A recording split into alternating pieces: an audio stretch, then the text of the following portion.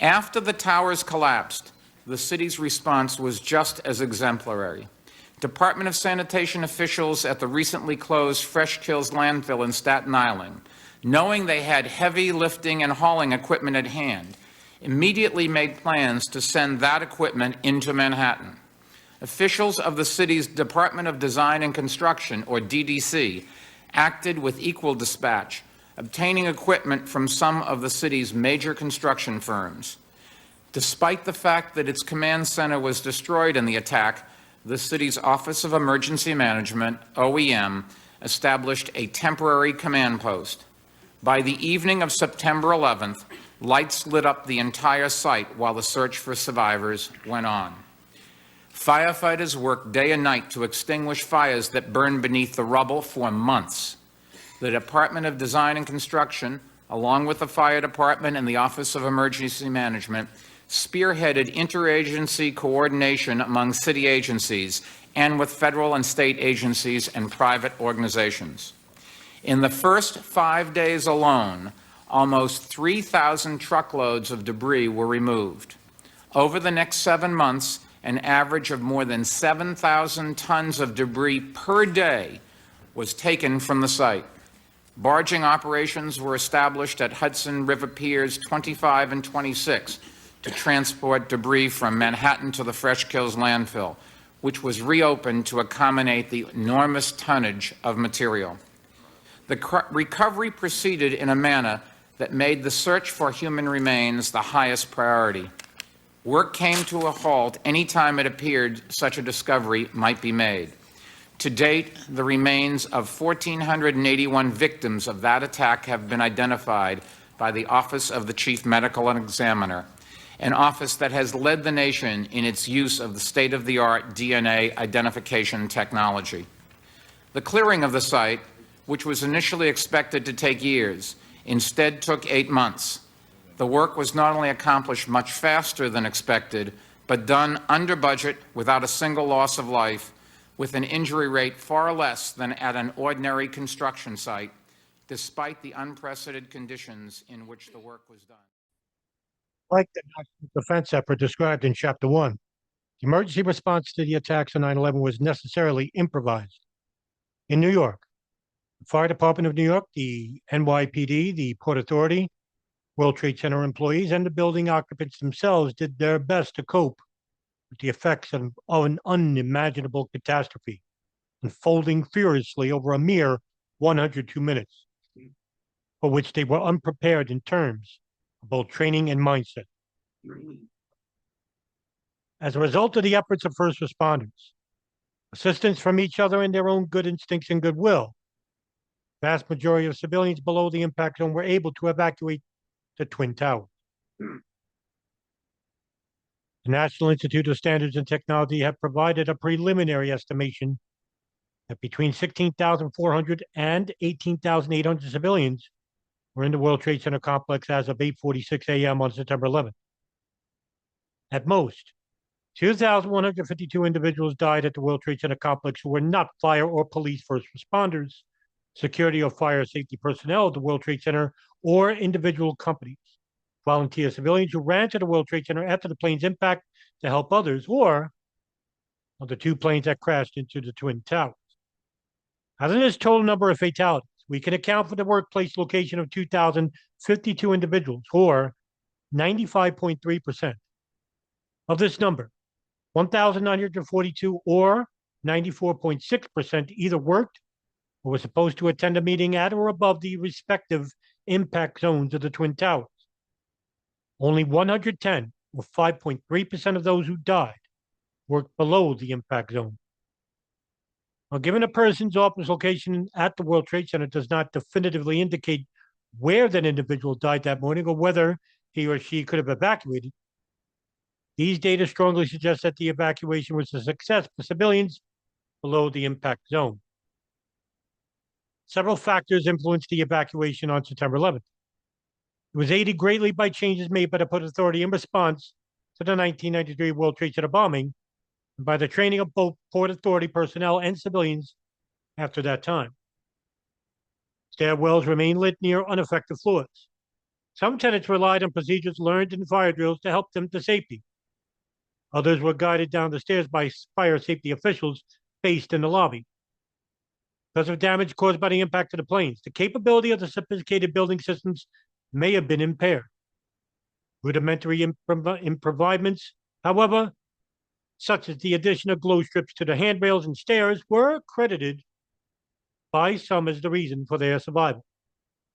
The general evacuation time for the towers dropped far more than just 4 hours in 1993 to under 1 hour. On September 11th, most civilians who were not trapped were physically incapable of enduring a long descent. First responders also played a significant role in the success of the evacuation.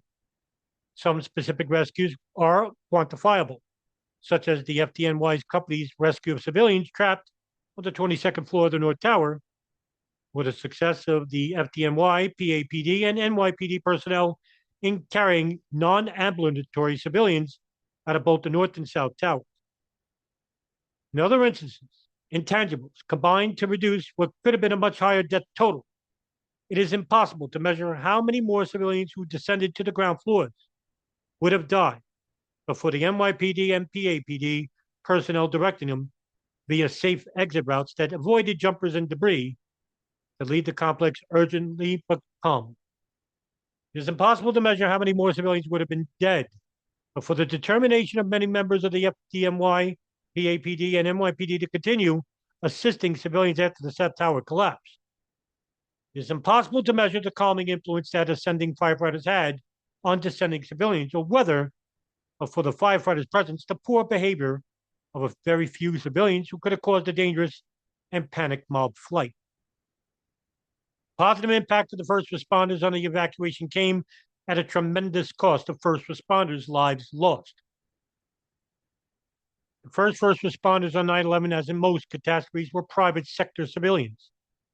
Because 85% of our nation's critical infrastructure is controlled not by government, but by the private sector civilians are likely to be the first responders in any future catastrophe.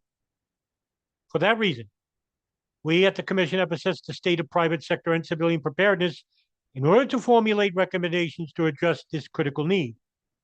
Our recommendations grow out of the experience of the civilians at the World Trade Center on September 11th. Civilians at or above the impact zone in the North Tower had the smallest hope of survival.